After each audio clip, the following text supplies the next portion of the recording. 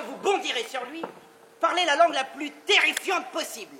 Même si vous n'y comprenez rien vous-même, peu importe. Car nous devons ne pas sembler le comprendre, excepté l'un d'entre nous que nous produirons comme interprète. Cher capitaine, laissez-moi être votre interprète. Tu n'as jamais été en relation avec lui, il ne connaît pas ta voix. Non, monsieur, je peux vous le garantir. Ah, et dans quel charabia vas-tu nous parler? Mais tout simplement celui que vous me parlerez. Il doit nous prendre pour une bande d'ennemis au service de l'étranger. Or, il a une certaine connaissance de toutes les langues qu'on entend par ici. Donc, chacun d'entre nous doit se laisser aller à son imagination, sans savoir ce que nous nous disons les uns les autres. Pourvu que lui ait l'impression que nous le savons, notre but est atteint. Ouais. Criaillerie de corbeau, n'importe quel baragouin fera l'affaire. Quant à vous, l'interprète, il vous faudra être un vrai diplomate. Ouais, tout à terre, le voici. Il pense passer 2 heures à dormir et rentrer ensuite en jurant les mensonges qu'il aura franchis. À 10 heures. Dans 3 heures, il sera temps de rentrer. Oh, que vais-je raconter? Il me faut une histoire bien plausible, il commence à me flairer. Je trouve ma langue bien intrépide, mais mon cœur a peur de Mars. Voilà bien la première vérité dont ta langue ait jamais été coupable. Ah, mais que diable m'a poussé à vouloir récupérer ce tambour? Je n'ignore pas que c'est impossible, et je sais bien que j'en avais nullement l'intention. Ah, il faut que je me fasse des blessures pour pouvoir dire que je les ai reçues en combattant.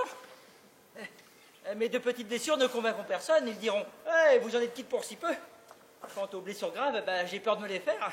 Il est possible qu'ils se connaissent tel qu'il est et qu'il soit ce qu'il est.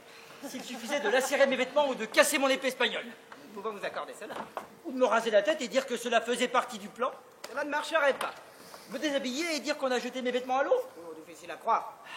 À moins de jurer d'avoir sauté de la fenêtre de la citadelle. De quelle hauteur? 30 brasses. En vrai serment, on aurait peine à le faire croire. S'il y avait sous la main n'importe quel tambour ennemi, je jurerais que c'est moi qui l'ai repris. Vous allez en entendre un tout de suite. Allons bon, un tambour ennemi à présent.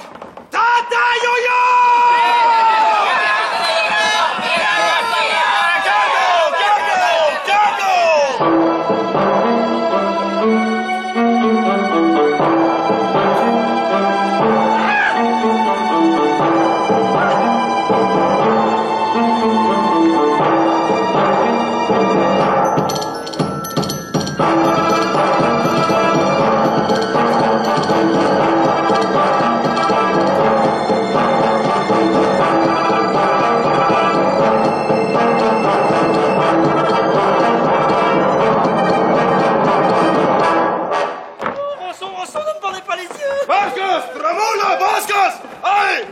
Je vois que vous êtes du régiment des Moscos et je vais perdre la vie par manque de langue.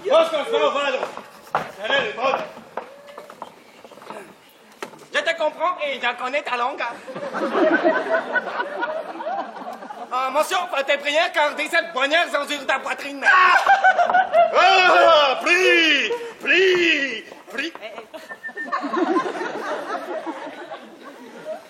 Comprare Vania, dulce? Yes, we can. Le général Cousseau a t'épargné pour le moment. Et les yeux bandés comme tu les as, il va t'amener pour t'interroger. Mais peut-être donneras-tu des renseignements qui te sauveront la vie, hein? Je vous donnerai tous les secrets de notre camp, leur force et leur plan. Eh oui, mais diras-tu la vérité? Si je mens, que je sois damné. Accordolinta. Aïe, Pépito. Bien, on t'accorde un sursis. Allez dire à mon frère et au comte que nous avons attrapé la bécasse et la tenons sous son capuchon jusqu'à ce qu'il nous donne des nouvelles. Ah oui, mon capitaine. Il nous trahira devant nous-mêmes, informez-les de cela. Oui, mon capitaine. Oui, mon capitaine. D'ici là, je le garde à l'ombre et fermé à double tour. Et pas